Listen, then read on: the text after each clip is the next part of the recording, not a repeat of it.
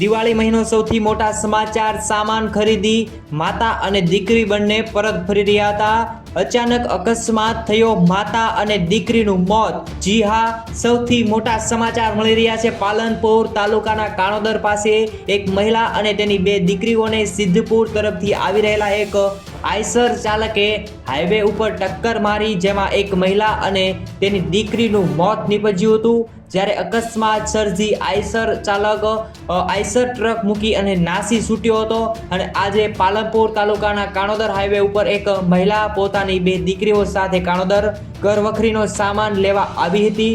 સામાન ખરીદી કરી પોતાની બે દીકરીઓ સાથે ઘર પરત ફરી રહી હતી। સિદ્ધપુર તરફથી ફૂલ ઝડપે આવી રહેલા એક આઈસર ટ્રક ચાલકે મહિલા અને તેની દીકરીઓને ટક્કર મારી, જેમાં આઈસર ચાલક અકસ્માત સર્જી ટ્રક મૂકી અને નાસી છૂટ્યો। આ સમાચાર સામે આવી રહ્યા છે। બનાવના પગલે ઘટના સ્થળે લોકોના ટોળેટોળા ઉમટી પડ્યા હતા। સારવાર દરમિયાન મહિલાનું અને તેની દીકરીનું મોત નીપજ્યું સમાચાર સામે આવ્યા છે। આવી જ રીતે તમારી આસપાસની નીડર ખબરો સૌથી પહેલા જોવા માટે જરૂરથી યુટ્યુબ ચેનલને સબસ્ક્રાઇબ કરો અને આ પેજને ફોલો કરો।